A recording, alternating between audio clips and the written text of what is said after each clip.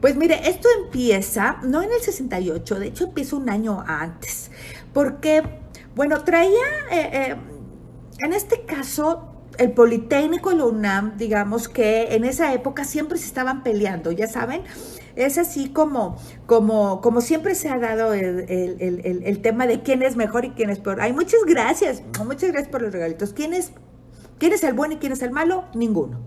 Simplemente siempre se dan este tipo, la boca, la prepa, el bachiller y tun, ¿no? Muchas gracias, Quique. Ah, qué padre, del IPN, y creo que hay gente valiosísima de muchos planteles. El que yo le queda claro sobre ese tema, que era lo malo que hacía el presidente, algo que no me... Ah, bueno, en este caso pues teníamos al, al, al, no vamos a minimizar, porque pues ya me mandaron algunos mensajitos por ahí que yo soy muy tendenciosa. Entonces, eso, muy bien, IPN orgulloso. Qué gusto me dan, de verdad, qué gusto me dan. Yo soy del IMBA, del ENAT, pero también al trompudo sí y al sí. Pero yo también abrazo a todos, a toda la gente extraordinaria de la UNAM. Han sido grandes maestros para mí. También he tenido muchos compañeros muy padre. He hecho varias clases para gente de la UNAM, gente del IPN, intercambiando muchos temas de historia, intercambiando muchos sucesos culturales, históricos, y ha sido increíble. Pero son cosas exactamente, ¿no? Cachún. Pues sí, como bien hice a su honor, y voy a hacer el del IPN, por supuesto, como bien hice su TikTok en su honor de la UNAM, porque bueno, la Real Pontificia Universidad, pues nace en 57, ¿no? Una de las más antiguas de Latinoamérica. Y ya sé que me van a decir los de Perú, pero la de San Marcos es más. Les voy a explicar. Gracias, Lolita hermosa. Hola, mi Loli. Y como ya lo había dicho, efectivamente es más antiguo, son 10 años más antigua, nada más que desgraciadamente la de Perú se registró 10 años después de que la UNAM se había registrado, bueno, la pontificia, entonces por eso, pues en libros es la más antigua de Latinoamérica. Bueno, regresando a cómo era la situación de la época, desembarca en esa tragedia. Ah, muy bien, escucho el bajito, ya le subí a todo mi volumen. Déjenme, le subo entonces al mío, a lo mejor es el mío, espérenme. Ahí está, ya le subí. Orgullo UNAM, muy bien. Entonces, bueno, pues retoman San Ildefonso, que antes era la prepa 1, efectivamente, pero de hecho, antes de que sea la prepa 1, estamos hablando de 1700, era la pontificia. Así es. Entonces, ahí estaba la universidad, lo que era la UNAM, y después, bueno, pues ya la empezamos a mover a otro lado. Pero bueno, encontrando esta gran parte del movimiento del 68, y con nuestro presidente Gustavo Díaz Ordaz, cómo olvidarlo, ¿verdad? Movimiento del 68. Gustavo Díaz Ordaz, presidente que entra en 1964 por el PRI, y en 1970 termina su reinado del príncipe. Exactamente. Muchas gracias, Quique. Muchas gracias. Ahí está el TikTok, por cierto, véanlo para que está muy chido. Lo hizo con mucho amor y es en 2 partes. Muy pocas veces hago TikTok en 2 partes, pero a veces sí vale la pena. Ah, y les digo una noticia antes de empezar se los juro que ya no los voy a parar.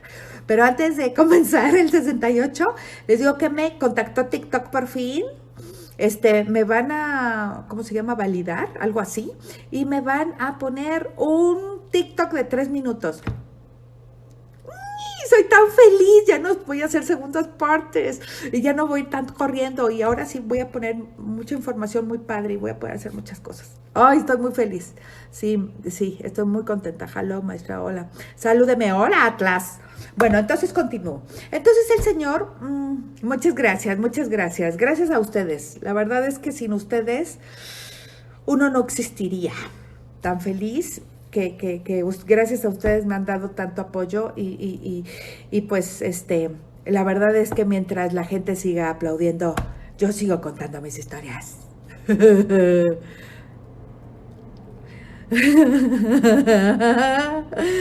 Ay, sí, sí. Yo quiero un TikTok de 2 horas. Ya sé, muchas gracias a todos, muchas gracias, porque sin ustedes esto no hubiera sido. Compartan este live para que mucha gente se meta, mucha gente que quiera conocer del 68.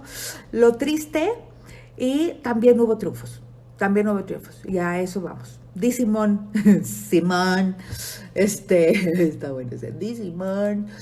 Y gran parte en 1968 intelectuales de la época que encerraron en, en, en el 68. También es muy importante saber a toda la gente que encerraron. Las Olimpiadas Culturales vinieron después, ahorita vamos para allá, al Po, justo, pero les vamos a explicar el por qué. El por qué llegaron a hacer todo esto.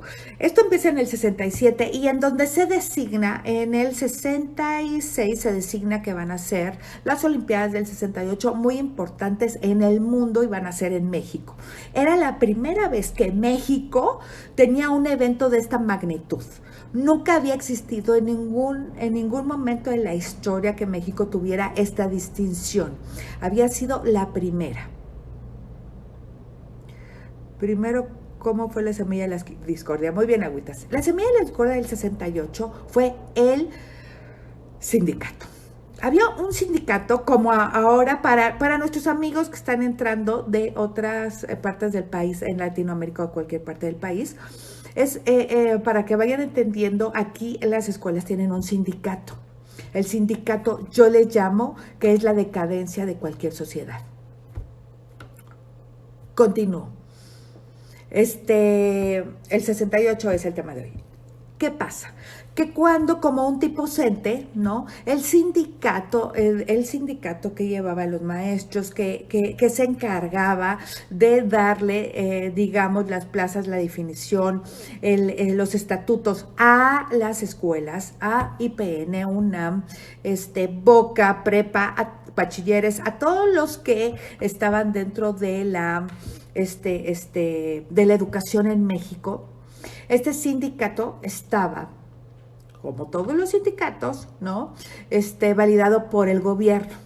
Pero aquí hubo un pequeño detalle, como hubo hace poquito en México, hace 4 años pasó lo mismo. El sindicato, todo el dinero que recibía para que se pudieran retribuir, el sindicato es malo, entonces todo sindicato es malo siempre y cuando este sindicato no nada más tenga equidad. Pero si nada más es un sindicato que se dedica a cuidar los beneficios de la gente que maneja el sindicato, ya no está padre. Eso es lo que pasó aquí. El gobierno es el que había metido este sindicato. Este sindicato, si no mal recuerdo, se llamaba el FONUT o FONCAT, algo así. Y que eso es lo que llevó al conflicto. Al conflicto estudiantil, porque nunca les llegaban, pues, lo que a ellos le correspondía. Se llamaba el FENET, era Federación Nacional de Estudiantes Técnicos. ¿Qué es lo que sucedía? Que la Federación Nacional de Estudiantes Técnicos tenían que recibir, hola Benjamin, el sindicato es una organización que se creó para fabricar problemas y para cobrar resolveros, algo así. Pero en este caso fue para otorgar becas, otorgar libros, otorgar ayuda para que la gente siguiera estudiando, para que la gente tuviera, para que en este caso los alumnos tuvieran todo el apoyo, ¿no? Sí voy a hablar de Winston Churchill un día, para que tuvieran todo el apoyo que toda escuela te debe dar. Acordemos que aquí la escuela era gratis, igualitaria y laica. Entonces, sobre eso, pues teníamos que tener una balanza en la Federación Nacional de Estudiantes Técnicos, que protestaban por la intervención policíaca durante la pelea entre alumnos de la vocacional.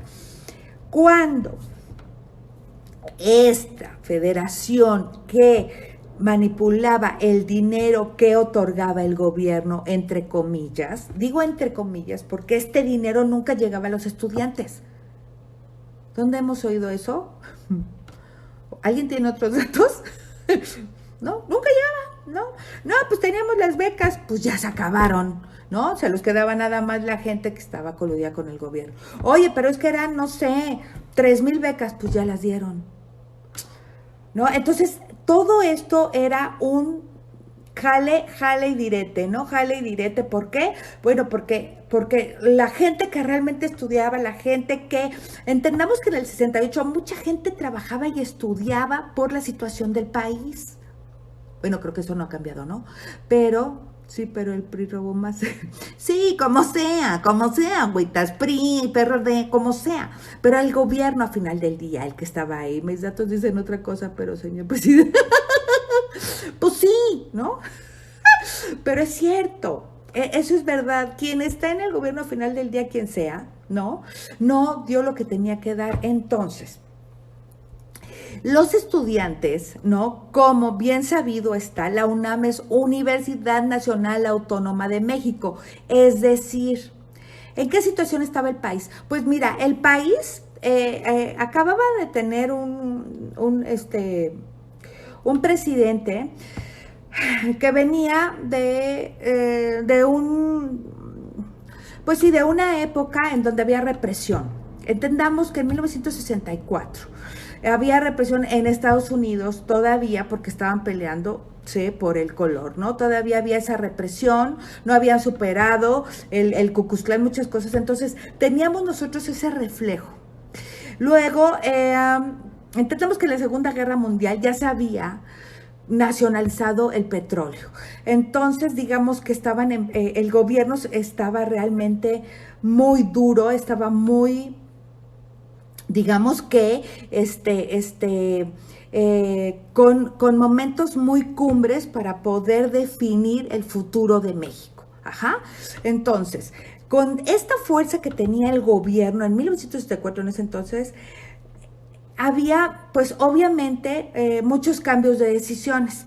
Entendamos que el PRI llevó 70 años, 80 años en el poder. Entonces, mucha gente que estudiaba, mucha gente que leía, era como hostil en el ambiente, claro, era hostil. Entonces, mucha gente que leía todo, pues obviamente se daba cuenta de la situación y decía, esto no puede ser. A ver, ¿por qué en otros países dan becas, no? Por ejemplo, la mía, ¿no? Y no estamos hablando del 68. A mí me becaron en el 86, ¿no? Pero nosotros teníamos todo, todas las escuelas tenían esa oportunidad de tener becas en cualquier parte del país.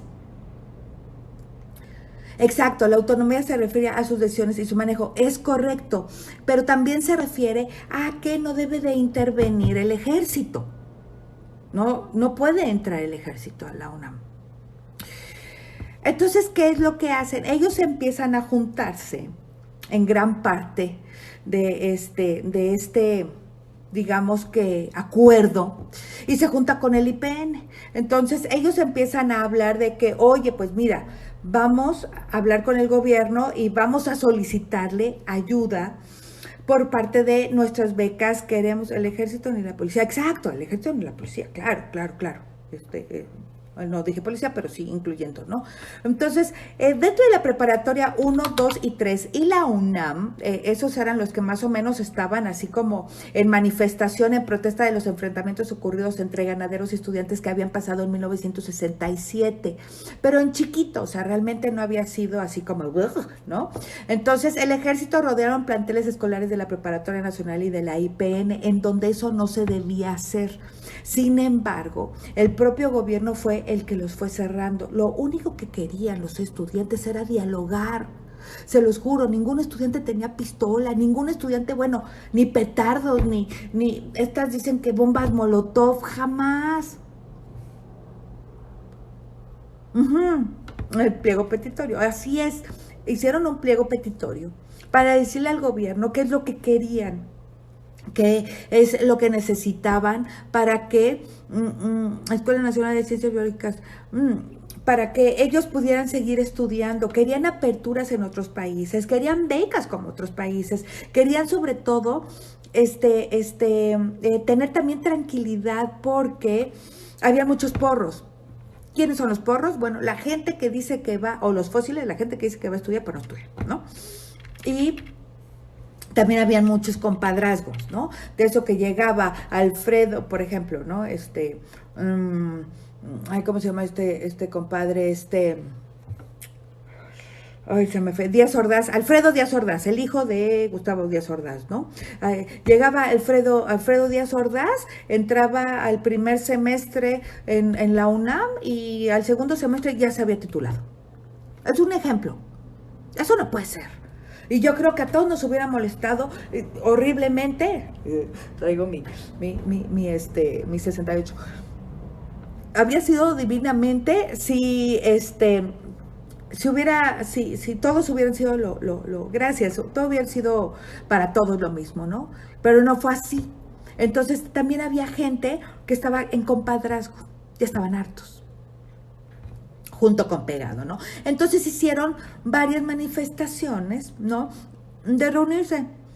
Se reúnen en algún lado, oigan, vamos a hablar, no sé qué, entonces pues obviamente tuvieron firmas, empezaron a entrevistar a mucha gente, a muchos intelectuales, entre ellos, de los intelectuales estaba Siqueiros, que Siqueiros, digo, a mí me encanta cómo pinta, pero era insoportable, el intelectual estaba, entre ellos Siqueiros, estaba, ¿sabes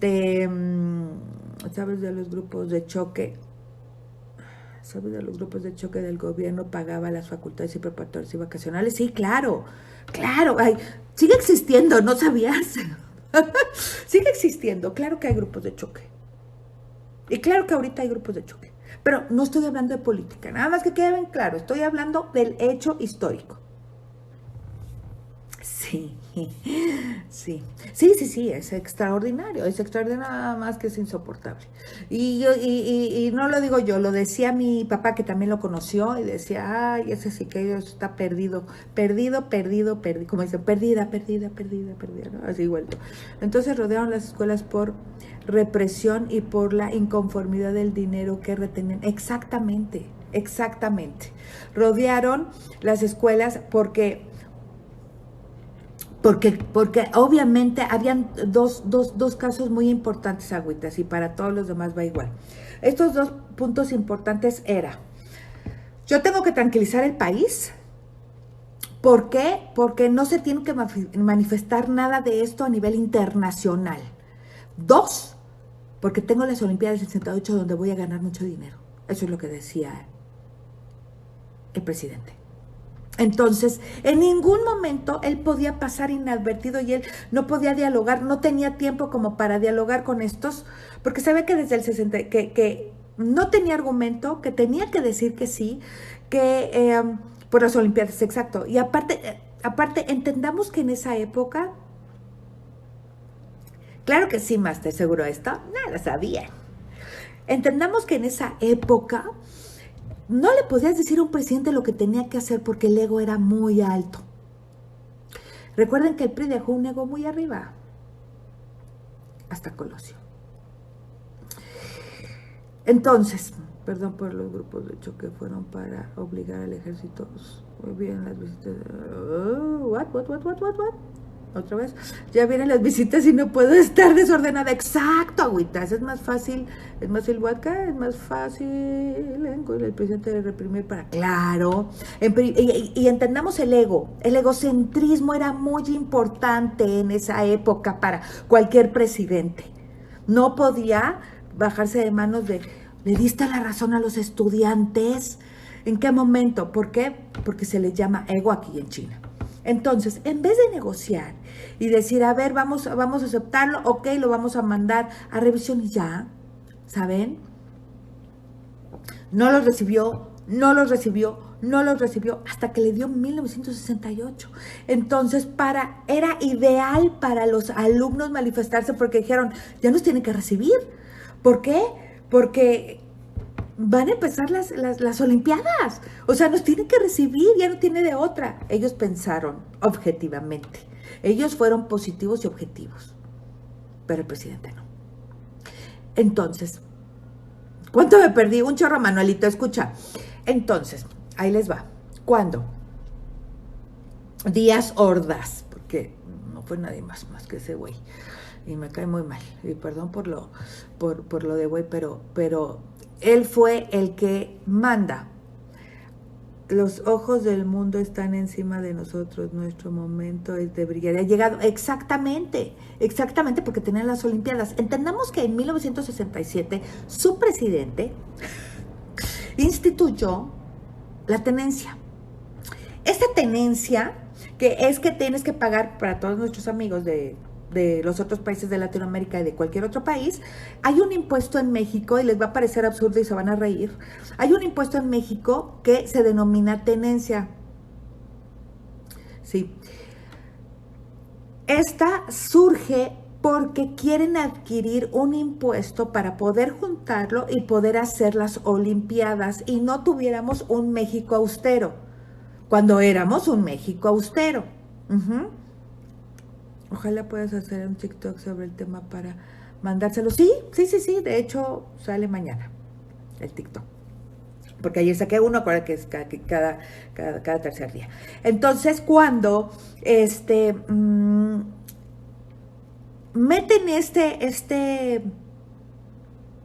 impuesto, que era mientras tanto, no se preocupen, así lo dijo Ordaz, no se preocupen, mis querido pueblo mexicano, este impuesto es solamente para recibir a todos los países del mundo a su casa en México. Que es austero, que vaya, que no tiene mucho dinero, pero que se la está llevando poco a poco, no como ahorita. No creo que 68 estaba tan austero como ahorita, pero él decía que estaba austero. ¿Por qué? Bueno, pues porque obviamente ese impuesto emergente, muchas gracias Bing, ese impuesto emergente que sacó el señor Díaz Ordaz fue para poder mantener las Olimpiadas que corrieran sin ningún problema, ¿no? Diciéndonos que las Olimpiadas nos iba a dar mucho más dinero, ¿no? Entonces, pues sí, se derrochó muchísimo dinero. Todas las empresas que quedaron para vender lo que ustedes quieran eran primos, hermanos, pues sí, de la gente del gobierno, ¿no? Estaban pues toda la familia de Díaz Ordaz, estaban gran parte de Echeverría, estaban gran parte de todas las familias, como siempre, este tema de los compadrazgos, pues son los que llevaron todos estos negocios. Centro escolar se llama como el Porson. Sigue vigente uno de unos estados con otro nombre. Sí, de hecho en México sigue vigente la tenencia después de 52 años. ¿Lo pueden creer? Nunca retiraron ese impuesto. Pero bueno, ¿dónde he visto eso? Dice Mari. Cuando resulta ser que ya se decreta que viene en las Olimpiadas de 1968, se reúnen en la Plaza de las Tres Culturas, IPN, UNAM, Bocas, prepas y todo esto, ¿no? Y para dialogar, pero no nada más llegan a las Tres Culturas, llegan a varios lugares, a varios puntos muy importantes, que fueron Plaza de las Tres Culturas, en la Plaza de la Constitución. La otra fue en el casco de Santo Tomás. Entonces, no querían las Olimpiadas. No, sí querían, pero no querían que les quitaran dinero para hacer sus Olimpiadas en nombre del gobierno. Piensan cambiar su nombre, no entiendo por qué lo tienen como héroe. Es que no, a Díaz Ordaz no lo tenemos como héroe. Díaz Ordaz fue un presidente en la historia de México, pero no lo tenemos como héroe, no nos confundamos, son cosas muy diferentes. Hubo muchísimos periodistas que quedaron en la ignominia también, muchos, pero sí quiero ser, en el gobierno de Díaz Ordaz el presidente estaba convencido que los estudiantes formaban parte de una especie de conjura comunista en contra de los juegos. Fíjense lo que él pensaba, y se los vuelvo a repetir, porque esto no puede ser. No era la imagen del país que pretendía enviar el gobierno de Díaz Ordaz, porque él decía, además el presidente estaba convencido de que los estudiantes formaban parte de una especie de conjura comunista en contra de los juegos. No se daba cuenta, no se le podía castigar, pues sí, y es porque estabas presente, no sé, sí, y porque ahora el PRI. Entonces entendamos que él se piró O sea, él dijo, aquí me van a hacer un tema comunista y yo no puedo llevar eso al exterior, ¿no? Exacto, y socialmente villano, sí, así es. Entonces, imagínate que todos, pues sí, todos sus asistentes, me supongo que sus secretarios de prensa y todo, no pudieron cambiar esa idea tan estúpida que tenía, pensando que era porque le iban a hacer una conspiración. Lo escucharon estudiantes, eran rojillos, sí, pero no era una conspiración. Le estaban diciendo, güey, te estoy diciendo desde 1900, desde hace un año, que me escuches. ¿Por qué? Bueno, pues porque yo tengo muchos temas. No me estás dando la educación que necesito. Me estás negando becas. Hay mucha gente que necesita becas. Y sin embargo tienes un sindicato en el que se está quedando con todo y no estamos siendo equilibrados. O sea, tenemos que ser ecuánimes. Y era gente de la CIA, dice Fantasía. Entonces tenemos que ser equilibrados. De hecho, la presencia comunista en el país del Che podía dinero afuera de la XW. Ah, bueno, ese es otro tema, ¿eh? La XW y los nazis es otro tema, igual que Vasconcelos. Pero ese es para otro live. Que ya, ese está muy bueno. Después hablaremos de eso. Lo que se quería era destruir de un solo golpe el movimiento estudiantil para dar el paso a las Olimpiadas. Alguien, disculpa. ¿Hay algo ahí en la historia que hable de una chica llamada Regina? Que digan, pues no, que digan eso, que se calle. No digan eso, que se calle el live. Sí, claro que los voy a invitar ese se va a poner bueno ese live. Pero no hay de ninguna Regina todavía. Entonces, la represión tuvo lugar 10 días antes de que empezaran. Estaban obligados a sofocar las protestas, pero hicieron de una manera brutal. Se les dice así, ellos estando en los diferentes puntos, porque entendamos que, se habla de la Plaza de las Tres Culturas, pero no nada más la Plaza de las Tres Culturas había estudiantes. Había en el Casco de Santo Tomás, había en la Plaza de la Constitución, había en la Plaza de la Revolución, había en la Plaza de las Tres Culturas. Estaban regados en diferentes espacios. Ajá. Entonces, ¿y por qué en diferentes espacios? Para poder ser unánimes, ¿no? No había celulares en ese entonces así como que no es que se hayan puesto de acuerdo a la distancia, ¿no? Que es la verdadera Elena Garro. Dicen que Elena Garro, que fue la escritora maldita de México, que fue una traidora, dicen en ese entonces Elena Garro. Pero bueno, ahorita vamos a hablar de los involucrados intelectuales en ese entonces. El Ecuador de la Olimpia, que es verdad que mandó a matar la CIA. Sí, agente de la CIA, sí. Y ella fue una traidora en Tlatelolco, porque dicen que ella dio todos los pitazos. Amenazaron con todos los reactivos que tenían en las escuelas. Es correcto. Entonces, imagínense que no llegaron a decirles, oigan, los van a escuchar, pero sabes, Elena Garro la culpó Octavio Paz. Sí. Imagínense que llega el ejército, ¿no? O sea, de repente volteas y no está la policía. Vean esta foto, por favor. Y por eso la puse. Esta es la Plaza de la Constitución. Para todos nuestros amigos que están fuera del país y que son de otro país, la Plaza de la Constitución es como la Plaza del Parlamento, es como el Obelisco en Argentina, es la plaza central y afuera y alrededor de las oficinas de gobierno de cualquier país.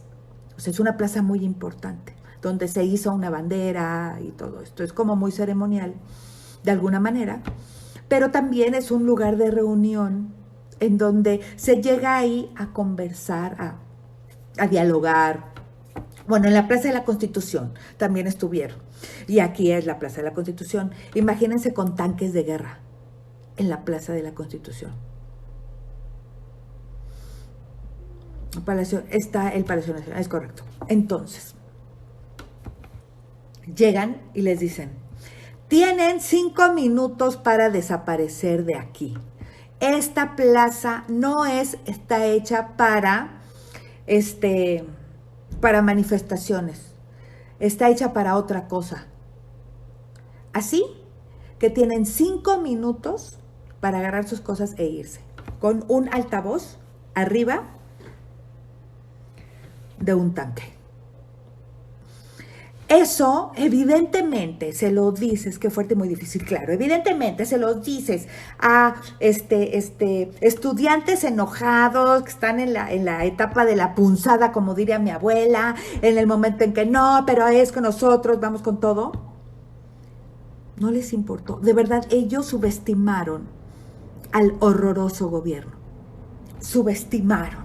Dijeron, no les va a pasar nada, nada más nos están, sí, claro, nos están dando de azúcar los tamales, ¿no? No van a hacer eso, no pueden hacer eso. Cuando Gustavo Díaz Ordaz da la orden, entendamos que Echeverría era parte del gabinete, ¿no? Sí, fueron manipulados, Alan, claro, Alan Clon, claro. En ese momento dice, ¿no se van? El sexenio de Díaz Ordaz fue el que menos manifestaciones ha tenido la historia. Sí, el que menos pero pues por eso no había manifestaciones, porque te manifestabas, te mataban. Claro, y nadie pensó que más allá de un arrestado pensaba, claro, dijeron, pues no va a pasar de que nos llevan a la cárcel y ya, y nos salimos y seguimos en esto hasta que nos diga cuándo, ¿no? Nunca se lo imaginaron, nunca se imaginaron que, oiga, pues ¿qué creen? Que dicen que no se van a ir hasta que usted no los reciba. Y ya les dijeron que tienen 5 minutos, ya se los dijimos. ¿Y qué pasó? Pues dicen que nanay, que no se van a ir. Abran fuego. Todavía, ¿quién se manifiesta cuando? Pues sí, todavía el general, que no es Cienfuegos, era otro general que ahorita estoy buscando porque sale el nombre del general que le dice, perdón, ahorita, de hecho, Guevara Niebla no, ahorita no aparece, pero bueno, se aparece, les digo, todavía le dice el propio general, porque el ejército está entrenado para atacar a cualquier ser que trate de invadir México. No está listo para atacar su propio país. Entonces, en el walkie-talkie, que es con el que ellos se comunicaban, les dijo, ¿cómo? No le escuché, repítame por favor la orden. Lo dijo 3 veces, porque no lo podía creer. Y con mucho gusto después doy las fuentes para que lo lean. Creo que hay documentales, no sé si ahorita salgan los documentales, pero los hechos históricos están y luego les doy las fuentes, como siempre al final. Entonces todavía le dice el Juanito Harrison, ¿no? El del ejército, el Juanito Harrison, dice, ¿puede repetirme la instrucción? No entendí la instrucción. Abre fuego. Tenía una clave. Y le dijo, abre fuego.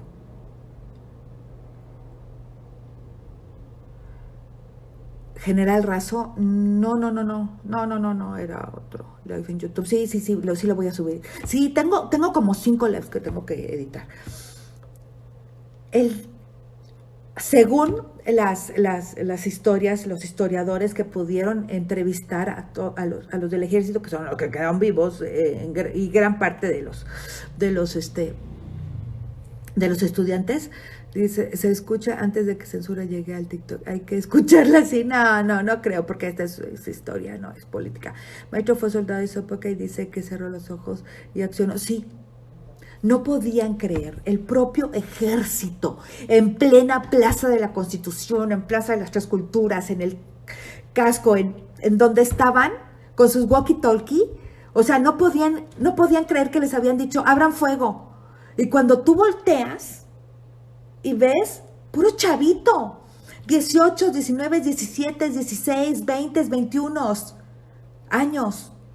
21 años, 19, o sea, ¿what? Abran fuego. Esas fueron las últimas palabras que se escuchó por parte del gobierno, manipulado por Díaz Ordaz, por supuesto que el que dio la orden fue Díaz Ordaz y Echeverría, porque era parte de su gabinete, porque Echeverría dijo, ay, qué flojera ir a negociar, ay, no, ¿cómo ves? ¿Negociamos? Y otra cosa, desgraciadamente, estaba el ejército, hoy en día es otra cosa. Pues el maestro de la Boca 5 estuvo en esconder, sí, no, bueno, es que nadie lo podía creer. Nadie podía creer que sí iban a abrir fuego contra ellos, el propio ejército. Y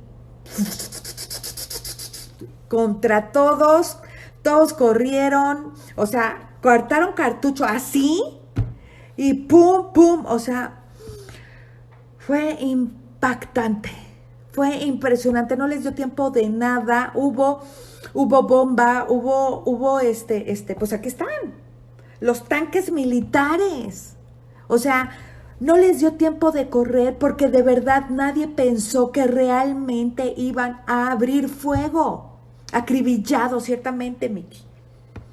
Nadie pensó que realmente lo iban a cumplir. O sea, dijeron, hola Boris, un beso amigo. O sea, qué horror. Llegaron periodistas enviados por medios internacionales. Además, sería la primera vez que los Juegos Olímpicos se transmitieran en satélite todo el mundo. Ellos habían llegado. Cuando va a haber mexicanos matando mexicanos, cuando va a haber un evento tan importante, muchos periodistas para la nota llegan 2 meses antes o 3 meses, sobre todo por el hecho de poder hacer scouting en donde van a meter fechas, cuáles son las locaciones y muchas cosas. Yo lo he vivido y sí, realmente son 2 meses de pura friega. Entonces les tocó. Sí, ahorita vamos para allá, Sharon. Eso es bien cierto. Bien triste. Cuando llegan los periodistas enviados de medios de comunicación de todo el mundo, ingleses, alemanes, se quedaron impactados. Ellos fueron, la BBC tiene, yo creo que el mejor documental hecho sobre el 68. La BBC de Londres. Sacaron un documental extraordinario que luego se los voy a dar para que lo vean, en una manifestación pacífica sin vandalismo. El cuñado de un primo dice que le dieron un grupo de chavitos para matarlos y que él los golpeó. La película Rojo Amanecer, Rojo Amanecer, pero Rojo Amanecer no muestra la realidad. Rojo Amanecer es una embarrada. ¿Cómo le explico? Los estudiantes del 68 en México se unieron a un reclamo internacional frente a la orden existente en aquel tiempo. En el caso nuestro era una orden muy autoritario que no se respetaba movilizaciones del reclamo social. Seguramente que fue lo que estaban diciendo, que es que casi no hubo manifestaciones. Pues no, claro que no, porque te matan. Con tal escenario, el movimiento estudiantil creció en poco tiempo y a las primeras manifestaciones en julio de ese año acudieron cientos de jóvenes. Obviamente dijeron, ¿de qué hablan documental? No, Aguilar, hablamos del 68, no es documental, pero al rato vamos a dar las fuentes. Son quienes estuvimos aquí, podemos dar testimonio de esos sucesos tan crueles. Sí, ya sé. Me encanta cuando doy seguro. Esto no lo sabía. Seguro de lo que voy a decir, no lo sabía. En tal escenario, el movimiento estudiantil creció poco tiempo. Al paso de los meses aumentó el número de asistentes. La llamada a la marcha del 13 de septiembre participaron 150,000 personas. En un espacio, sin contar los otros. Entonces, 150,000 personas, más sus familias, o sea, porque pues obviamente, oye, que acompáñame, oye, que el tío, oye, que el hermano, y también fueron. No todos eran estudiantes. El movimiento logró el respaldo de sindicatos, grupos de vecinos y hasta amas de casa. Las protestas se extendieron por varias ciudades del país. Las demandas también cambiaron. Al inicio era disolución del cuerpo de granaderos, eliminar las leyes del delito de disolución social y el castigo a los responsables por agredir estudiantes. Cuando se habían reunido antes y ya habían tenido amenazas de la policía. Luego el pliego petitorio incluyó la liberación de todos los presos políticos. Acuérdense que hubo muchos presos políticos, entre ellos en uno del Che Guevara, ¿no? Y era un símbolo el del Che Guevara. ¿Por qué?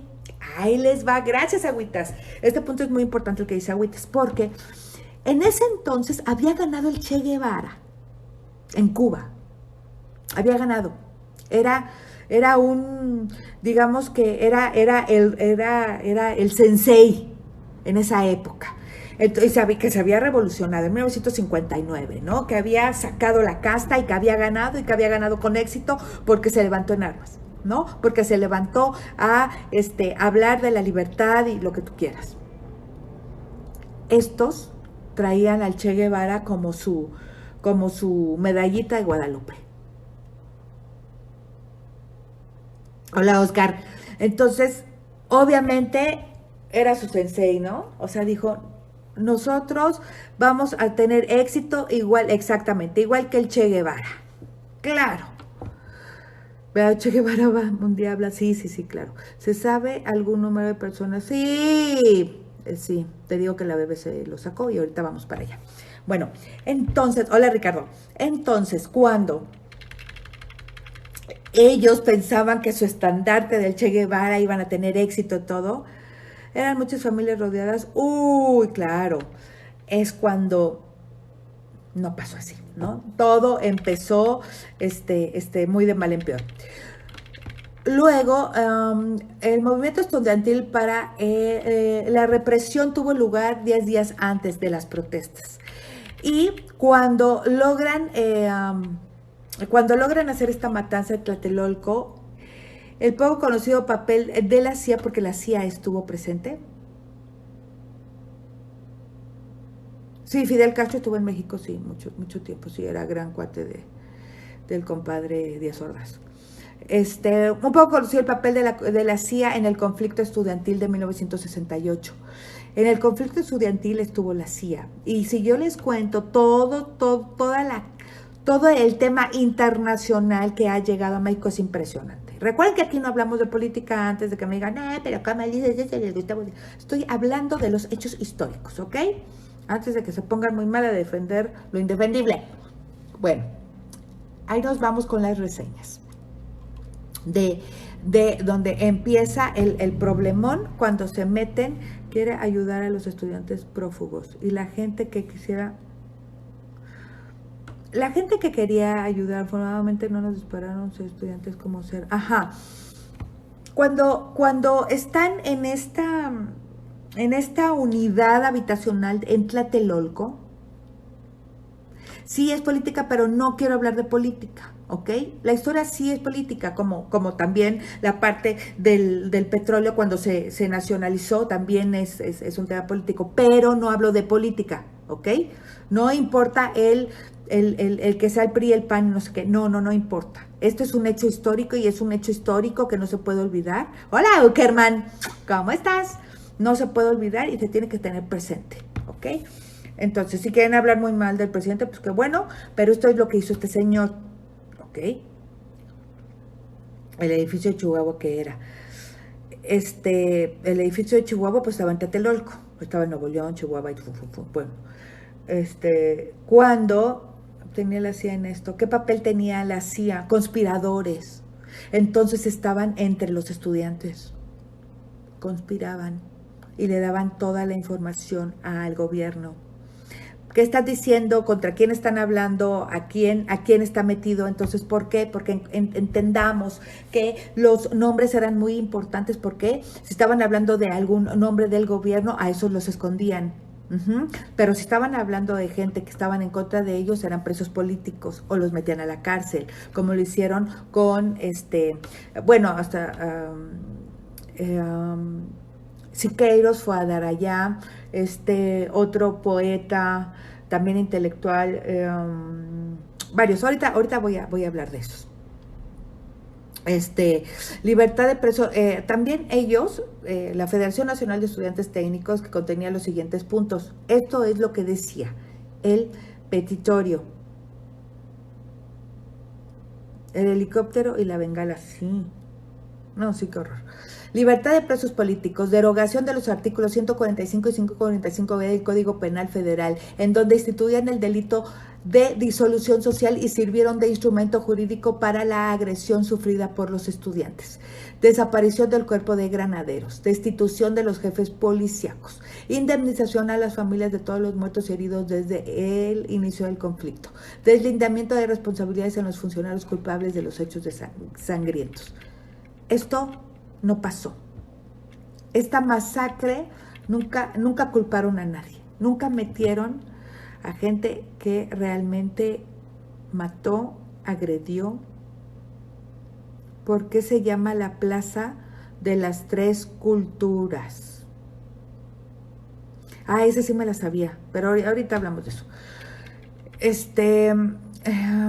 El FNETS, que es el sindicato del que estamos hablando, no representa el estudiantado. A dicha manifestación se sumaron los alumnos del Conservatorio Nacional y de la Normal Superior. Cada vez se iban sumando más. El Chihuahua es el edificio desde donde hablaban los líderes y fueron quienes dispararon primero. En realidad dispararon en todas las plazas. Cultura mexicana, española y contemporánea. Muchas gracias, Alan. Exacto. El gobierno declaró el 22 de agosto que tenía la mejor voluntad de dialogar con los representantes estudiantiles, a lo que los profesores y estudiantes respondieron afirmativamente, estableciendo que el diálogo se realizará en presencia de la prensa, radio y televisión, que ya no les gustó. A Díaz Ordaz decía que habían sido tolerantes. No fueron nada tolerantes, jamás. El 27 de agosto nuevamente los estudiantes se manifestaron en el Zócalo. Obviamente, como estaban viendo en dónde se estaban manifestando, ellos estaban empezando a hacer su estrategia. Y estamos hablando de septiembre, ¿no? Cuando todavía había tiempo para poder dialogar, había tiempo para poder escuchar, había tiempo para poder, Aline, ¿cómo olvidar? Hoy fue un día soleado de Sabludowski. ¿Cómo olvidar y hoy fue un día soleado? Sí. Es que los medios estaban coludidos también. Si tú te atrevías a hablar mal del gobierno, te vetaban, te quedabas sin chamba. Que fue buenas noches desde Colombia, Clarita, que fue así. De hecho, pues al tío abuelo, al loco Valdés, lo vetaron por haber dicho Bomberito Juárez. Bueno, por eso es que les decía yo que pues no habían medios de comunicación que dijeran la neta más que extranjeros. Pues de igual hora. A pesar de esto, las protestas estudiantiles no se acallaron, continuaron con manifestaciones y crecieron en tamaño hasta que luego de 9 semanas, que ya eran 150,000 en la huelga, casi 15,000 estudiantes en diferentes lugares. Los medios sí, ya sé, son creaciones de la desinformación, eso ya lo sé. Las calles de la ciudad en protesta de la ocupación del campus universitario, la tarde del 2 de octubre, un día después de la salida del ejército de los campus de la UNAM y del IPN, miles de personas, estudiantes y trabajadores, muchos de ellos con sus esposas e hijos, escuchen esto, se reunieron en la Plaza de las Tres Culturas en Tlatelolco. En esta manifestación se infiltró el Batallón Olimpia, o sea, aparte le pusieron Batallón Olimpia, como las Olimpiadas. Eso es de veras pitorrearse de la gente, pitorrearse de los mexicanos. Ahí les va. Que iban vestidos de civiles, con un guante blanco en la mano izquierda, quienes se dirigieron al edificio Chihuahua, donde se encontraban los oradores del movimiento y varios periodistas. Pero cuando los líderes del movimiento estudiantil comunicaban a los asistentes a dispersarse pacíficamente y sin caer en provocaciones, ahí viene lo bueno. Los hombres de guantes blancos hicieron que los oradores se tiraran al suelo. Aproximadamente eran las 6:20 p.m. cuando unos helicópteros vigilaban a la multitud desde el aire. Es entonces cuando aparecieron unas luces de bengala. Aquí lo acaban de decir, muy bien, muchas gracias. Unas luces de bengala como señal para que los francotiradores del Batallón Olimpia, apostados en el edificio Chihuahua, abrieran fuego contra los manifestantes y militares que resguardaban el lugar. Y en ese preciso momento empezó la balacera. Esto último fue una estrategia de este grupo paramilitar creado por el gobierno mexicano. ¿Qué pensaba la gente que quisiera ayudar a los estudiantes? la gente que ayudaba, hubo mucha gente que ayudó a los estudiantes, pero los mataron. Ahorita les cuento la anécdota de muchas familias que metieron a los estudiantes. Ay, te lo juro que me dan hasta ganas de llorar. Gente que metieron a los estudiantes a sus casas, a sus departamentos, llegaban y rompían. ¿Hay videos de esto? Claro que sí hay videos. Claro, ahorita voy a dar las fuentes. Rompían las puertas, entraban, no les importaba si habían niños, si habían abuelitos. Les daban hasta no dejar nadie en ese lugar. Hay algunos, y los grupos eran de Echeverría. Claro, Boris, porque Echeverría era parte de su gabinete. Pues sí, pon la alarma. Pero también esto lo voy a subir a YouTube. Y en ese preciso momento empezó la balacera. Una estrategia de este grupo militar creado por el gobierno mexicano infiltrarse a detener a los manifestantes y hacer creer que los estudiantes eran agresores. No tenían, de verdad, o sea, no tenían ni balas de salva. ¿Qué agresores pueden ser? ¿Los francotiradores dentro del edificio de Chihuahua? Sí. Sí, porque el Chihuahua es el que estaba en medio de enfrente de la Plaza de Tres Culturas y perfectamente tenían un buen, pues sí, una buena vista para terminar con la vida de esta gente tan extraordinaria. Los militares, en su intento de defenderse, repelieron la agresión de los estudiantes, pero ante la confusión los disparos no fueron dirigidos contra sus agresores, sino hacia la multitud de manifestantes que se encontraban en la Plaza Tlatelolco. Pero ante la confusión, los disparos no fueron dirigidos contra sus agresores, sino hasta la multitud que se encontraban en la plaza de Tlatelolco. En breve, una masa de cuerpos cubría toda la superficie de la plaza. Es cierto, desgraciadamente reaccionaron como se les enseñó. Así es. Aline Muñoz, estoy en YouTube. En Instagram estoy Aline00. En Instagram, de hecho, le pican ahí en mi perfil y los redirige a YouTube o a Instagram. Prosigo. Cito que muchos manifestantes escaparon del tiroteo escondiéndose en algunos departamentos. Esto es lo que me preguntaban de los edificios aledaños, pero el ejército no se detuvo, irrumpiendo a cada uno de los departamentos de todos los edificios de lo que conforma la unidad Tlatelolco, sin orden judicial para capturar a los manifestantes, o sea, les valió. La masacre continuó durante toda la noche. Los soldados alinearon los edificios de los apartamentos adyacentes en la plaza. Testigos de los hechos aseguraron que los cuerpos fueron sacados en camiones de basura, porque esta gran polémica actual para Tlatelolco. En la época prehispánica, ¿alguien sabe qué lugar ocupaba el actual Plaza de Tlatelolco? O ahorita alguien te va a contestar eso, mientras, porque no quiero perder esta idea. Cuando pidieron inmediatamente que todos los cuerpos se deshicieran de ellos. No, ya no existe el batallón, por supuesto. Fue de inmediato. Imagínense que todos los camiones de la basura de cualquier país, son enormes, todos los camiones de la basura, era como si fuera un desfile por las calles en donde traían a todos los cuerpos. Que te tuvo el tiempo y conoce perfectamente la historia y muchos detalles. Sí, claro, y estos detalles los hice un compendio, muchachos, hice un compendio de diferentes datos y también entrevisté a algunos padres de amigos míos, en donde me dieron datos también importantísimos, cuerpos que llevaban aún con vida. Así es. Sí, porque la plaza era prehispánica, colonial y moderna. Sí, Boris. Continuamos. Entonces, testigos de hechos aseguran que los cuerpos fueron sacados en camiones de basura. Los medios de difusión de todo el mundo publicaron, es lo que les decía, la BBC tiene unos documentales de esto impresionantes, porque México no lo sacó. Lo sacaron la difusión internacional. De todo el mundo publicaron la noticia que se había registrado un choque más sangriento entre los estudiantes y las tropas del gobierno. ¿Cuántas personas mataron? Más de 150,000. Mucho más.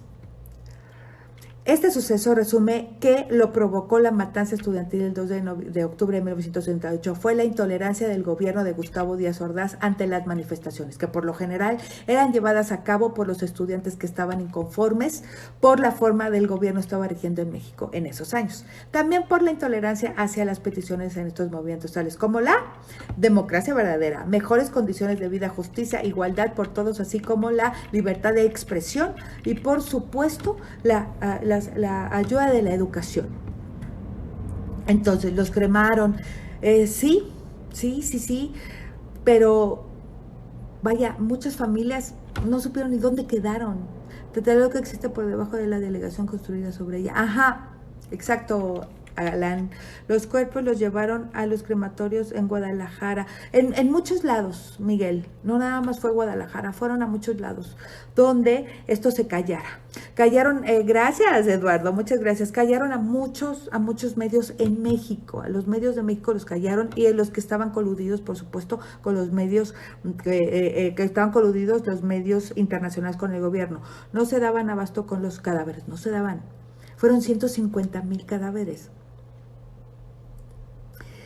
También el halconazo, ya dio seguro, no, 150,000 muertos, y seguro esto no lo sabía. Estaba brutal. Las cenizas, ¿dónde terminaron? ¿Te gusta que en el campo? ¿Te gusta que en una planta? ¿Te gusta? Todas las familias no pudieron velar a sus muertos, a sus familiares.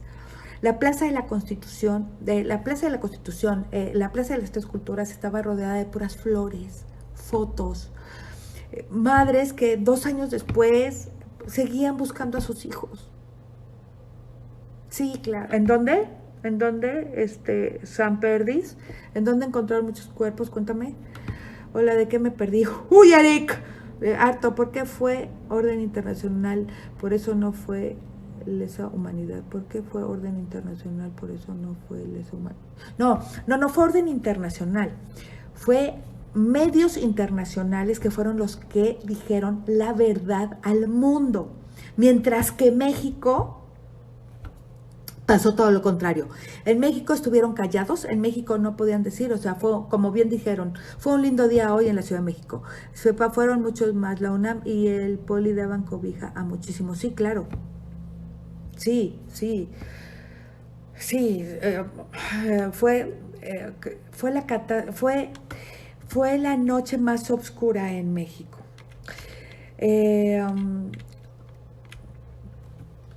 Ahorita voy a decir las fuentes. Me voy con otra fuente que también tengo aquí, que los acontecimientos del 68 confirmaron por enésima vez tesis del ámbito cultural en un espacio cruzado por los conflictos y contradicciones existentes de la sociedad. Entiendo por qué fue la matanza, no entiendo por qué fue la matanza, porque se manifestaron ante una mejor educación, ante recibir el apoyo del gobierno directamente a las escuelas y no por medio de un sindicato, y a la libertad de expresión. Entendamos que no había libertad de expresión. Les reitero, citando otra vez a mi tío abuelo, al Loco Valdés, él fue vetado por Televisa durante muchísimos años, no regresó a Televisa, híjole, por muchos años, por haber dicho Bomberito Juárez en vez de Don Benito Juárez. ¿Qué dices, agüitas? Cortaron la línea telefónica para que nadie pudiera saber lo que pasaba y para que los...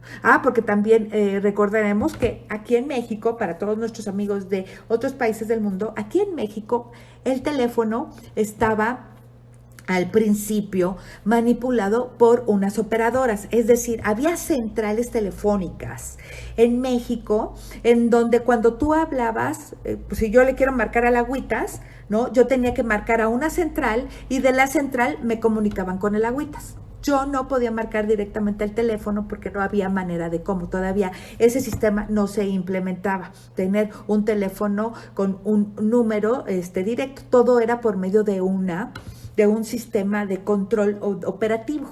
Entonces, por eso es que en México, a diferencia de otros países que dicen aló, nosotros en México decimos bueno. Ustedes de la familia Valdés, sí, Manuelito. Sí, es mi tío abuelo Tintán y todos aquellos.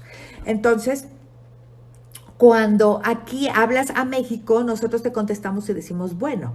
¿Por qué? Porque antes la línea era por medio de operadoras, entonces estaba muy mal, todavía no se implementaba bien al principio. Entonces la operadora te decía, está el agüitas en la línea. Entonces, está el agüitas en la línea, la comunicación es, entonces tú decías, buena, o sea, está buena la comunicación, es bueno está el llamado, ¿es bueno el llamado o es malo, no? Entonces, por eso es que contestamos bueno, porque siempre estábamos en ese entonces verificando. Sí, pero les estoy explicando el por qué. Se regresa al tema. Les explico esta parte de la telefonía porque también estaba manipulada por el gobierno. Entonces, cuando habían llamadas telefónicas del extranjero, tiraron las líneas para que no pudiera salirse ninguna información. Sin tener en cuenta, aquí mataron a muchos reporteros internacionales. Hasta ahora no me ha pasado. Ya no entendí qué preguntaban, pero por eso es que mataron a muchos reporteros internacionales. No había comunicación por medio de telefónica, por eso estoy explicando lo de los teléfonos, no se me pongan mal. Entonces, es decir, se mostró con toda claridad falsedad y error de sostener en la cultura debiera ser un espacio libre de contaminaciones políticas e ideologías, en donde imperaban únicamente las reflexiones y disputas de índole estético. La cultura está atravesada por la política y así se demostró por la participación abierta de los intelectuales, escritores prestigiados, o sea, escritores prestigiados estuvo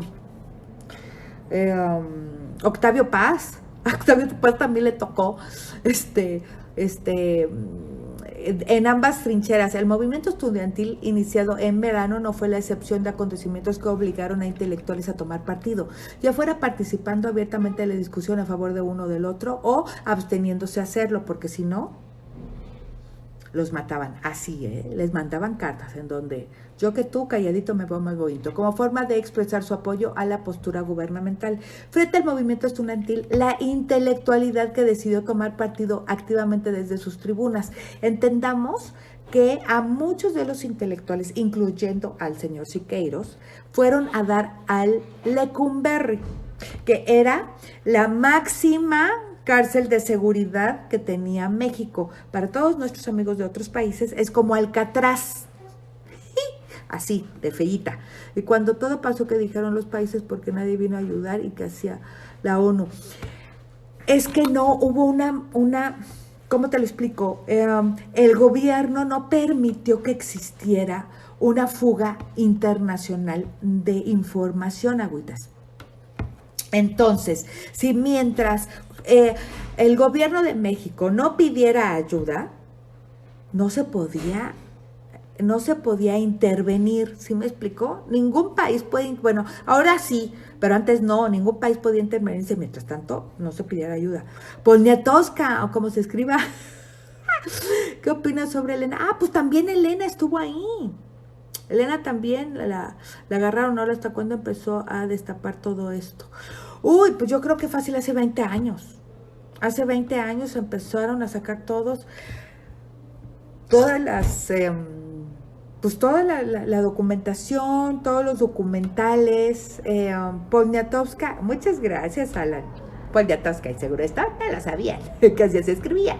Y ella también estuvo, por supuesto, estuvieron atrás de ella, también la apresaron. La princesa Elena Poniatowska. Gracias por corregir el apellido. Y bueno, entonces sigo. El movimiento estudiantil de la intelectualidad decidió tomar partido. Pero aquí es a lo que voy. Muchos... ahorita les voy a decir lo que dijo el presidente.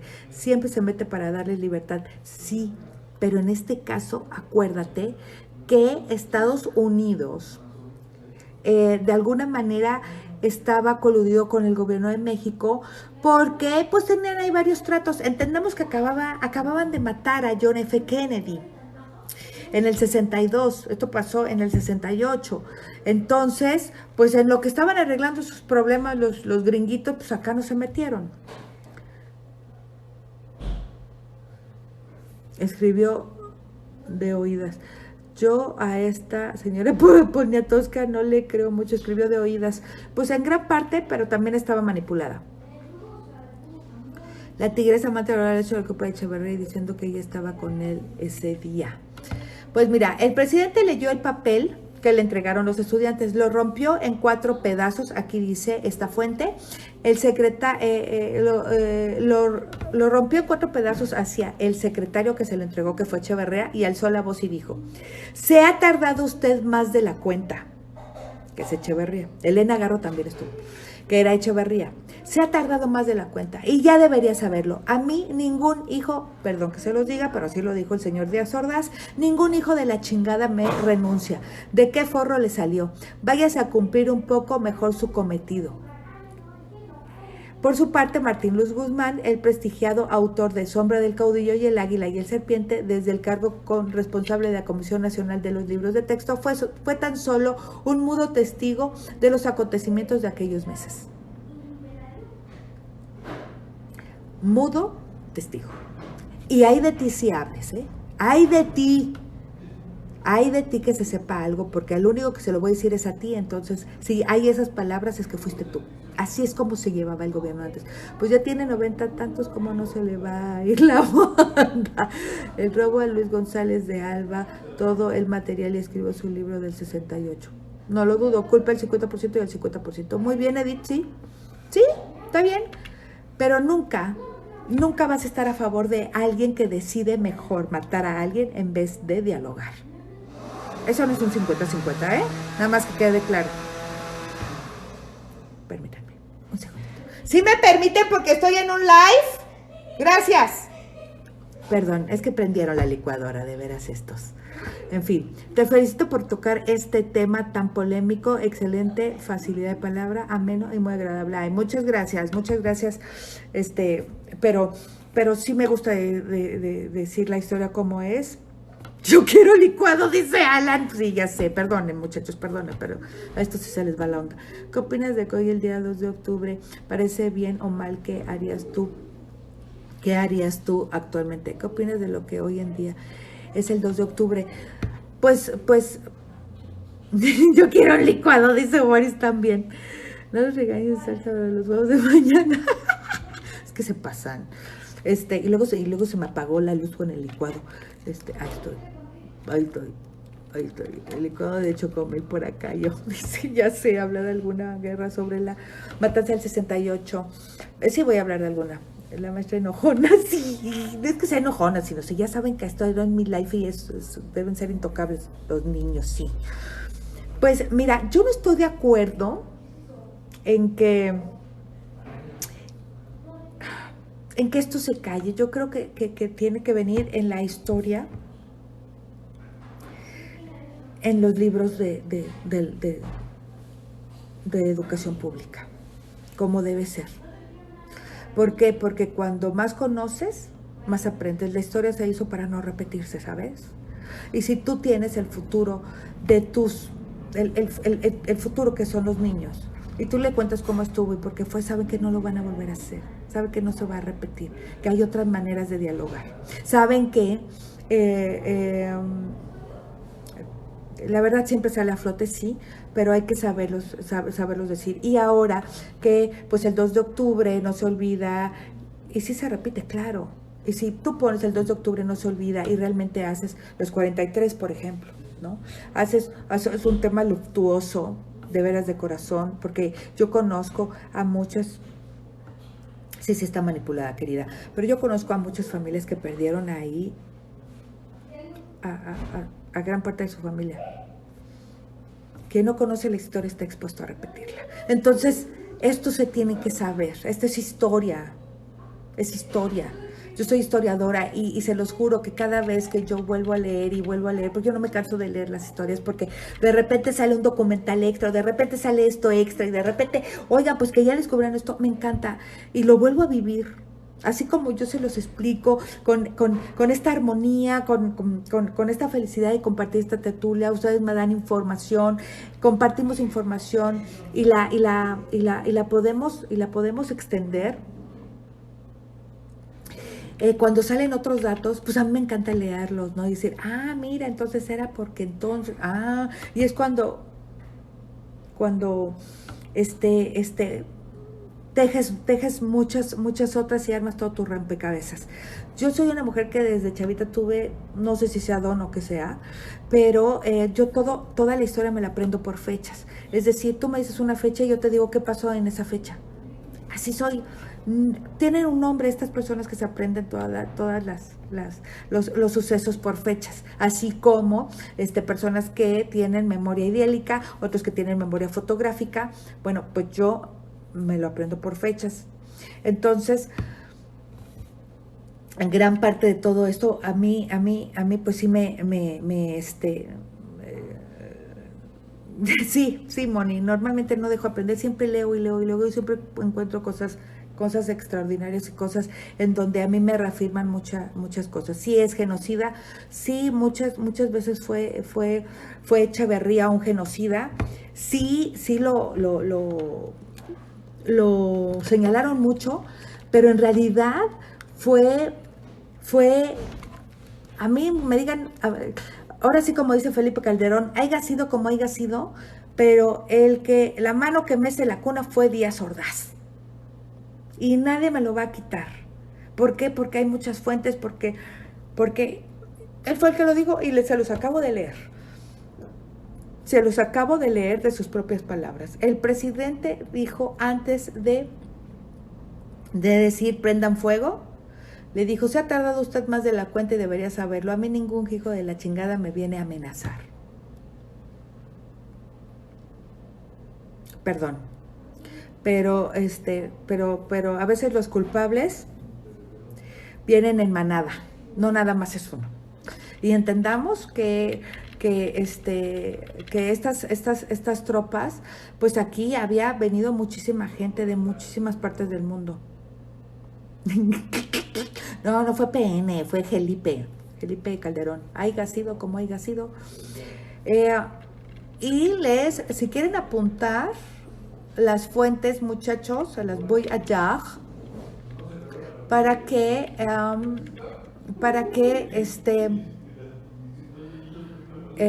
las apunten. Una es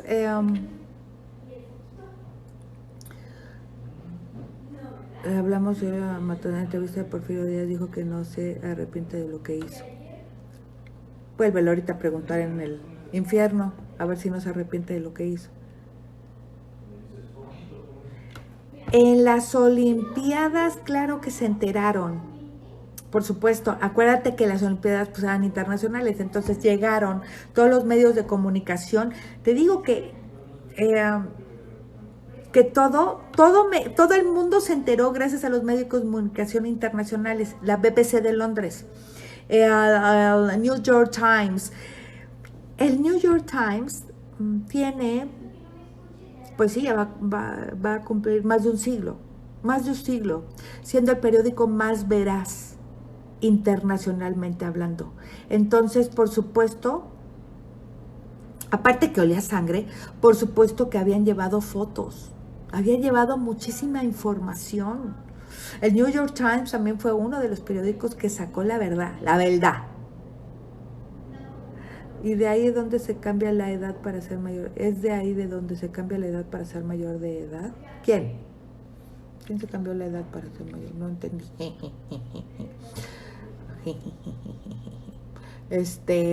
A ver, entonces, Sociedad Cultura en México, el movimiento 1968, la reconfiguración de las fronteras entre intelectuales y el poder de México, por Javier Rodríguez Ledesma. Subelda, exacto, Edith Subelda. New York Times, la BBC, hijos de 13 familias del poder. Sí, pero aparte muy veraz, Alan. La información que estos sacan es bien veraz. Quizás no oportuna, pero sí es veraz. Fue la peor forma de que acabar con el periodo del sueño mexicano, sí. Aquí en México tuvimos hoy fue un soldado, ¿no? Sin embargo, Díaz Ordaz dijo que él sabía que él no ordenó nada. Pues no lo ordenó, yo creo que a lo mejor no se le pegaron la cabeza.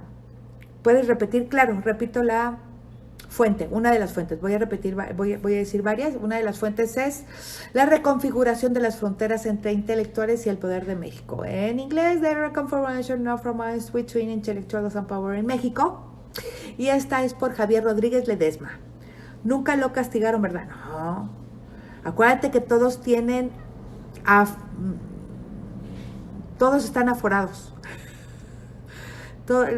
En México no se le castiga a un expresidente. Hasta ahora dicen, pero a ninguno. Las Olimpiadas en México fue debut y despedida. Es correcto, Ana. Y lo más cruel es que seguimos pagando las Olimpiadas de 1968 con nuestra tenencia. Pero como el presidente es responsable de lo que pasa en su país. Así es, el presidente siempre va a ser responsable de lo que pasa en su país, pero ese día dijo que él no dijo nada, que estaba jetón. El peor de todo es que buenos mueren pronto y los malos viven 100 años. Pero ¿cómo viven? Si supieran cómo murió por este Portillo, fue horrible. Supuestamente AMLO iba a cambiar eso. No voy a hablar de política. Lo tengo aquí y no voy a hablar de política, nada de echar culpas, exacto. Cada quien tiene que asumir lo que le corresponde. Y Ordaz tuvo que asumir lo que le correspondía en su momento. Y no lo hizo, ya está en el infierno. Los hijos se quedaron con mucho dinero, ¿no? ¿Estaba jetón? Pues yo creo que sí, porque dice que él no dijo nada. Y acuérdense que fue en la madrugada, entonces yo creo que estaba jetón, ¿no? Y él efectivamente, pues él duerme, así como Miguel de la Madrid cuando tembló, él estaba de vacaciones, sí, de cáncer de páncreas. Qué dolor, ¿no? Hacer un live masónico. Sí, voy a hacer uno masónico, sí. Aprendo en el infierno, está ardiendo en el infierno, mucho. Yo creo que ha de estar con el diablo diciendo, el diablo le está diciendo a Porfirio Díaz, tú sí te la volaste. Al Porfirio Díaz, a Díaz Ordaz, tú sí te la volaste. O sea, el demonio soy yo y tú me acabas de ganar. Seguro se están dando ahí Por ejemplo, Echeverría sigue vivo, pero nos mataron a Colosio, como son las cosas. Sí, en el infierno junto con Echeverría, todavía sigue vivo. Hay un artículo donde Díaz Ordaz fue nominado al Nobel de la Paz. ¿En serio? ¿En serio, Díaz Ordaz? Cambio Díaz, pasó jajaja, sí, no, sí, también a Díaz, de paso, sí, pues sí, en veras, Porfirio no fue tan malo. Porfirio no, perdón, me equivoqué, Gustavo Díaz Ordaz, fue Echeverría, metió mucho dinero. También, sí, también, Echeverría ganó mucho dinero, pero en realidad el señor Gustavo Díaz Ordaz sí hizo lo suyito. Pregunto si su familia se avergüenza. Yo creo que no, yo creo que ellos siempre dicen es que no fue él. Oye, pero es que ya me imagino cuando los están entrevistando, oye, pero fue tu papá, el que mató a todos esos estudiantes.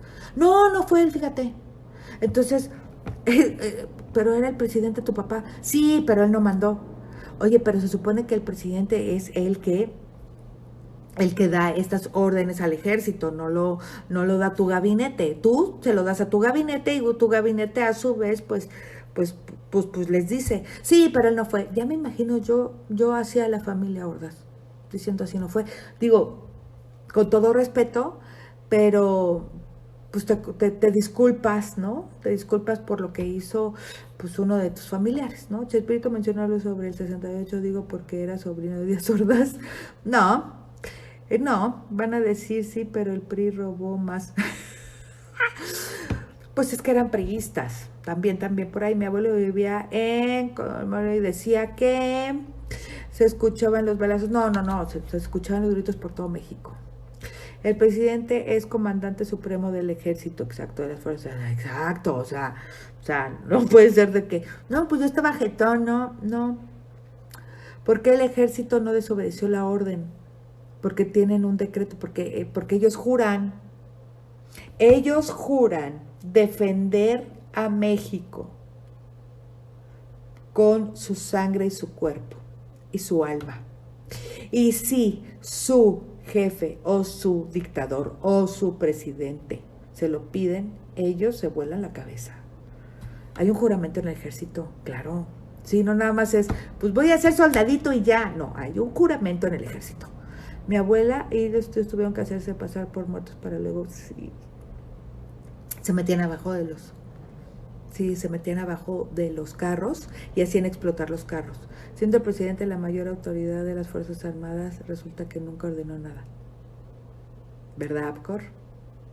Sí, pero yo no voy a matar a un niño que bien podría ser mi hermano, mi sobrino. Claro, yo sé agüitas, pero el ejército tiene otro entrenamiento. Por eso el ejército no puede estar en la ciudad. El ejército no está entrenado para convivir con civiles. ¿Cómo lo explico y de qué manera? No es política, estoy hablando del ejército de aquí y de cualquier parte del mundo. El ejército tiene otro entrenamiento, las fuerzas federales lo hacen, así es, no solo el ejército, así es, pero tienen otro entrenamiento. El ejército no puede convivir con civiles porque ellos saben que tienen que matar. Entonces, su cabida, tanto potencial intelectualmente como corporalmente, está hecho para otro. Yo me refiero a que digan desertor, cobarde, sí, pero agüitas, tú no eres, tú no tienes idea todo lo que les hacen para ser un soldado. El ejército es leal a los gobernantes, sí. Por eso es que cuando estaba cuando mandaron a la Guardia Nacional a hacer diferentes cosas dentro de excelente, Lai, me da pesar irme, no te preocupes, Ale, con mucho gusto, muchas gracias. El hecho de que estén los soldados dentro de las comunidades urbanas no es correcto. Por eso están los policías y para eso están los ganaderos, no el ejército. Y eso no lo entienden algunos gobernadores. Está mal, porque no pueden convivir el ejército con civiles por su manera de haber sido entrenados. Lo digo 30 veces, pero es así. Y Echeverría se los mandó a matar junto con el otro. Entonces, junto con el otro, que corro que se los diga, pero movimiento del 68. Ahora vamos a quiénes son a los que agarraron y los en México, el movimiento del 68, a quienes metieron a la cárcel y presos políticos, porque también habían los responsables de la matanza, ya lo sabemos. ¿Quiénes estuvieron en el Lecumberri? Porque aparte en el Lecumberri muchos estuvieron años. En el caso de Siqueiros, ¿no? Él estuvo nada más dos años y lo sacaron. Vivo en Boca del Río, en Veracruz, a 2 colonias de la casa del centro militar. Mira, pues tú sabrás, serás culpable de que no grabe mi video para TikTok. Tú serás la culpable de que no grabe mi video. ¿Cuál? De TikTok. ¿Cuál edit? ¿De qué escaparon? Tenían que cambiar la identidad. Sí, claro. Elena Garro tuvo que huir. Sí, pues claro, porque era de la CIA. Yo tengo conocidos que son del ejército y está fuente lo que platiqué. No, es que su entrenamiento es diferente, nada que ver. Por eso eso de que Trotsky también estuvo. Eso de que pueden andar el ejército en los lugares urbanos, eso no es cierto. Antes de Tlatelolco, las cárceles estaban atestadas de presos políticos. La mayoría de ellos estudiantes maoístas, toctistas, obviamente de Trotsky, ¿no? Guevaristas del Che Guevara, no la Guardia Nacional, exacto. El Partido Comunista, estaban distribuidos entre Lecumberri, Santa Marta, Catitla y el campo militar. El ejército secuestraba los domicilios en los mismos de las calles y los interrogaban. Que ahí es cuando tuvimos justo los llamados, ¿cómo se llama? Toque de, ay, tocar otro tema hoy, vas a tocar, no, ya estoy a punto de terminar, toque de queda. Entonces, en México tuvimos toque de queda en ese espacio, que secretarios que estaban en el financiamiento del movimiento, que consiguieron las armas. Luego, antes, las torturas, las calentaditas a los estudiantes y, sobre todo, que los amenazaron, pero a ellos no les importó. Lo que estoy buscando ahora es decirles quiénes estuvieron en estas cárceles. que aparte, en el Lecumberri, como presos políticos, a quienes estaban que gritaban y que escribían que muera Díaz Ordaz. Y esto pues lo vio su presidente, ¿no? Obviamente, y habían porros que gritaban eso en el movimiento estudiantil y en la cárcel. Entonces él sabía perfectamente que no era nada querido. Y pues muchísimo menos el porque estaba a punto de hacer, aunque todavía no pasaba, imagínense. Elena Poniatowska, y que posteriormente publicó, ahí les va, el presente artículo fue elaborado a partir de los testimonios orales de los participantes de las diversas fuentes que recopiló tanto Elena Poniatowska como otros reporteros, y que posteriormente publicó en el libro La noche de Tlatelolco. Esta salió también en Argentina. Ah, ok. A Elena Poniatowska, La noche de Tlatelolco. Exacto. Esa también, pónganla como fuente, porque no nada más, ella corroboró con varias, con varias personalidades que hicieron este increíble libro, en donde también tienen muchas fotografías, en donde la Plaza de las Tres Culturas no tiene un espacio de cemento. Todo está lleno de gente, todas cabecitas. No hay uno solo de espacios. Aquí cuál, Susana Distancia. Ajá, Trotsky, la zona de la relación de los superiores. Sí, Zabludovsky, Trotsky, Poniatowska, del 19 también.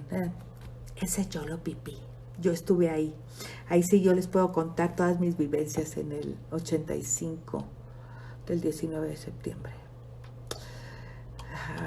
Tan fuerte también. Entonces ya escribieron esa. Fue Sacrificio Masón. Sí. Pues no sé, movimiento del 68, presos políticos. Hoy les va. Es que lo que quiero es que, lo tenía aquí hace un momento, imagínate, las esposas, Cisma Rossi, las esposas en el Congreso local de la Ciudad de México, en donde yo alguna vez trabajé con algunos diputados, ahí llegaron las esposas de los presos políticos a pedir que los sacaran porque ellos no tenían nada que ver. El diálogo es el vehículo de la inteligencia, no las galloneras. Eso es lo que decían ellas. Esto salió en Animal Político en aquellos tiempos. Y ahorita les digo a quienes presos políticos querían sacar y querían darles libertad. 53 personas acusadas de diversos delitos cometidos en las últimas horas. Imagínense a las señoras pidiendo por sus esposos, ¿no? Por sus esposos que estaban como presos políticos. En Poza Rica, Veracruz, también hubo muchísimos enfrentamientos. Allá hay gente de Veracruz que me está escuchando. También hubo varios enfrentamientos. En Oaxaca, el rector Agustín Márquez Uribe pidió a los estudiantes continuar con la lucha y el apoyo. Había mucho apoyo en grandes partes de los estados de México, pero menos en México. En la semana también se han registrado numerosas acciones en apoyo a estudiantes mexicanos por parte de la Universidad de Columbia en Nueva York. Para que sepan que también en otros países fue muy sonado, y es cuando estaban del lado de los estudiantes, pero no podían hacer nada. Las referencias, ahí les van las fuentes. El Fuego de la Esperanza, 1968, El Fuego de la Esperanza, por Raúl Jardón. Esa es otra fuente muy buena. Aquí hay otra en donde les digo que es del gobierno del DF, en la Asamblea Legislativa, en donde les digo que del Congreso de la Ciudad de México. Ahí hay otra fuente que se llama Otras Voces y Otros Ecos, del 68. Esta casi no la encuentro, muy fácil, porque esta está en la biblioteca del Congreso de la Ciudad de México. Y esta está hecha por Martínez de la Roca, Salvador Martínez de la Roca. para que lo apunten. Esa está buena, para que también la lean, porque es escrita por el mismo, pues por el mismo Congreso, por los presos políticos y por los políticos. Y luego del escándalo ONU, ni una carta, no podían meterse si no, agüitas, si el país, ahora sí se puede, pero antes no se podía, si el país no te pide ayuda, no te puedes meter. Era estrictamente prohibido que metieras tus narices en donde no te llamaban. Así de fuerte.